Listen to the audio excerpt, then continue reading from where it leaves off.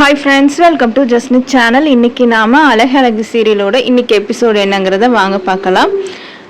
ஷார்ட்டாக சொல்கிறேன். ஆக்சுவலாக ஒரு சின்ன ரீகேப் பார்த்துருவோம். ரீகேப்பில் என்னென்னா, நேற்று மலர் வாக்கிங் போயிருப்பாங்க, கூடவே ஜாகிங்கும் போவாங்க. அதை அவங்க மாமனார் பார்த்துட்டு என்ன அவள் ஜிங்கு ஜிங்குன்னு ஓடுறா ரோட்டில் எல்லாரும் பார்க்குற மாதிரின்னு சொல்லிட்டு ஒரு பிரச்சனை நடக்கும்.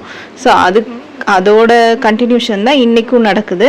ஸோ என்ன பண்ணுறாங்கன்னா, சுரேஷ், பாக்கியராஜ் எல்லாரும் இருக்காங்க. அப்போ அவங்க மாமனாரும் பேசிக்கிட்டே இருக்காரு. என்ன அவள் நம்ம சொல்கிற பேச்சு எதுவுமே கேட்கவே மாட்டேங்கிறா, ரொம்ப திமிர் பிடிச்ச பொண்ணாக இருக்கா. நம்ம ஆல்ரெடி சொல்லியிருக்கோம்ல, நம்ம குடும்பம் இப்படி தான், பொண்ணுங்கன்னா இப்படி தான் இருக்கணும்லாம் சொல்லியிருக்கோம்.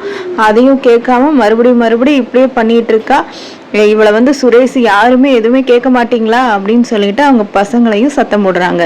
அப்புறம் மதி வராங்க. மதி வந்தோடனே, இது என்ன ஒரு பெரிய பிரச்சனையா, ஷால் போடாமல் போனது ஒரு பிரச்சனையா, நான் 5 வருஷமாக போயிட்டு தான் இருக்கேன் வாக்கிங்லாம், ஆனால் என்னை யாருமே இந்த மாதிரிலாம் சொன்னது கிடையாது, யாரும் என்னை தப்பாக பார்த்ததும் கிடையாது, எனக்கு தப்பாக பார்த்தாங்கன்னா எனக்கு தெரியும் என்னன்னு சொல்லி அவள் போயிட்டு குளிக்க போயிடுவா. குளிச்சுட்டு நீட்டாக அழகாக ட்ரெஸ் எல்லாம் பண்ணிட்டு சாரீ கட்டிட்டு வருவா. ஏன்னா அவள் இன்னைக்கு காலேஜுக்கு போகிறா. அதனால் அவங்க கரெக்டாக அழகாக சாரீலாம் கட்டிட்டு வருவாங்க. வந்தோடனே மறுபடியும் மாமனார் ஸ்டார்ட் பண்ணி பேசிகிட்டு இருப்பார், சத்தம் போடுவார். என்ன சொல்லுவாருன்னா, நான் இனிமேல் இந்த வீட்டில் இருக்க மாட்டேன், வீட்டை விட்டு வெளியே போகிறேன் அப்படின்னு சொன்னோன்னே மதி வருவாங்க. மதி சொல்லுவாங்க, சரி நீங்கள் வீட்டை விட்டு வெளியே போகிறீங்க, எல்லாரும் கேட்டால் என்ன காரணம் சொல்லுவீங்க?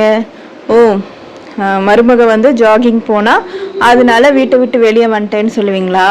இந்த ஒரு காரணத்தை சொன்னீங்கன்னா எல்லாரும் சிரிப்பாங்க அப்படின்னு சொன்னோன்னே மாமனாருக்கு ஒரு மாதிரி ஆயிரும். என்னடா இது இப்படி சொல்கிறாளே அப்படின்னு சொல்லிட்டு, அதுக்கப்புறம் அவரை அப்படியே பிளைட்டை மாற்றி போட்டு என்ன சொல்லிடுவாருன்னா, நான் ஏன் வெளியே போகணும், இது என் வீடு, நான் கட்டின வீடு, இது என்னோட வீடு, நான் ஏன் வெளியே போகணும், நான் எங்கேயும் போக முடியாது அப்படின்னு சொல்லிட்டு அங்கேயே இருப்பாங்க.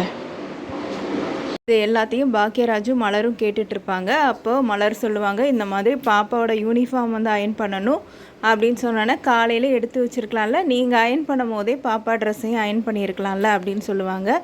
இல்லை, எனக்கு எங்கே இருக்குன்னே தெரியல, ஏன் தேடி கண்டுபிடிக்க வேண்டியதானே அப்படின்னு மலர் சொல்லுவாங்க. அதுக்கப்புறம் சொல்லுவாங்க, அயன் பண்ணுறது ஒன்றும் பெரிய விஷயம் கிடையாது, ஆனால் அதுக்குள்ளே என்னை 4 டைம் கூப்பிட்டுருவாங்க, 4 டைம் எனக்கு அழைப்பு வந்துடும் அப்படின்னு சொல்லிட்டு பேசிகிட்டு இருப்பாங்க. அது கூடவே மதியை பற்றியும் பேசுவாங்க. மதியை பற்றி சொல்லும் போது, மதி எப்படி சூப்பராக மேனேஜ் பண்ணான்னு பார்த்தீங்களா உங்கள் அப்பாவை, நான்லாம் அப்படியே வாயை மூடிட்டு இந்த சைடு போயிடுவேன், ஆனால் மதி பாருங்கள் சூப்பராக மேனேஜ் பண்ணால், சண்டை போடலை, சத்தமாக பேசலை, என்ன காரணமோ அதை கரெக்டாக சொல்லி புரிய வச்சு மாமா வாயாலே சொல்ல வச்சுட்டா, நான் வீட்டை விட்டு வெளியே போக மாட்டேன், இது என்னோடய வீடு அப்படிங்கிற மாதிரி சொல்ல வச்சுட்டா அப்படின்னு சொல்லிட்டு 2 பேரும் பேசிகிட்டு இருப்பாங்க. ஆமாம், அவளுக்கு நல்ல சாமர்த்தியம்தான், நல்ல பேச்சு திறமை இருக்குது அவளுக்கு அப்படின்னு சொல்லிட்டு 2 பேரும் பேசிகிட்டு இருப்பாங்க. அதுக்கப்புறம் என்ன ஆகுனா, ஷாலை பற்றி சொல்லுவாள் மலர்.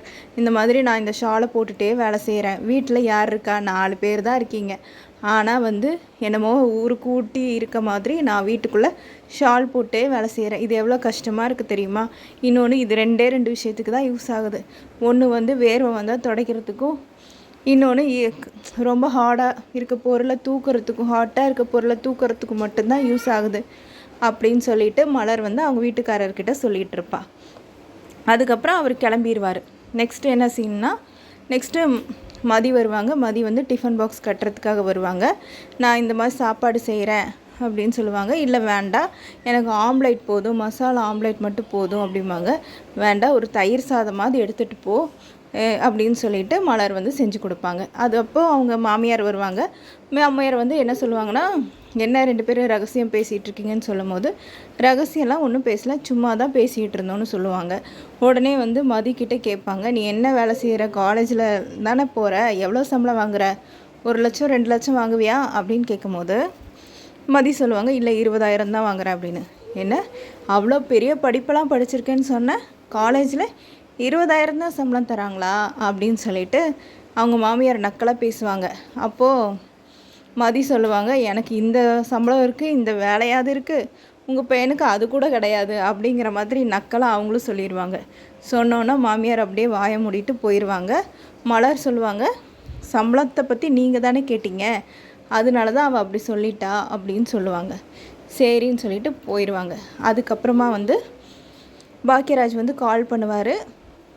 மலரை வந்து கூப்பிடுறதுக்காக கால் பண்ணுவார். கூப்பிட்டு இந்த மாதிரி வெளியே வா, அங்கே ஒரு ஐஸ்கிரீம் பார்லர் இருக்குல்ல, அங்கே போகலாம் அப்படின்னு சொல்லி கூப்பிடுவார். இந்த டைமில் என்னாச்சு, என்ன ஏதாவது பிரச்சனையான்னு கேட்பாரு. அதெல்லாம் ஒரு பிரச்சனையும் இல்லை, சந்தோஷமாக தான் இருக்கும், வா போகலாம் அப்படின்னு சொல்லி கூப்பிடும்போது மலர் சொல்லுவாங்க சரின்னு சொல்லிவிட்டு அவங்க வந்து மாமியார்கிட்டையும் ஒரு பொய் சொல்லிவிட்டு வெளியே கிளம்புவாங்க. என்ன சொல்லுவாங்கன்னா, பாப்பாவுக்கு வந்து ஸ்கூலில் ப்ரோக்ரஸ் ரிப்போர்ட் தராங்க, மீட்டிங் இருக்குது, நான் போகணும், ஸ்கூல் முடிய போகுதில்ல, அதனால கூப்பிட்டுருக்காங்க அப்படின்னு சொல்லிட்டு ஒரு பொய்யை சொல்லிவிட்டு கிளம்பிடுவாங்க. இதோட இன்றைக்கான எபிசோட் முடியுது. தேங்க்யூ ஃபார் வாட்சிங். சப்ஸ்கிரைப் பண்ணுங்கள், பெல் ஐக்கானையும் கிளிக் பண்ணிக்கோங்க.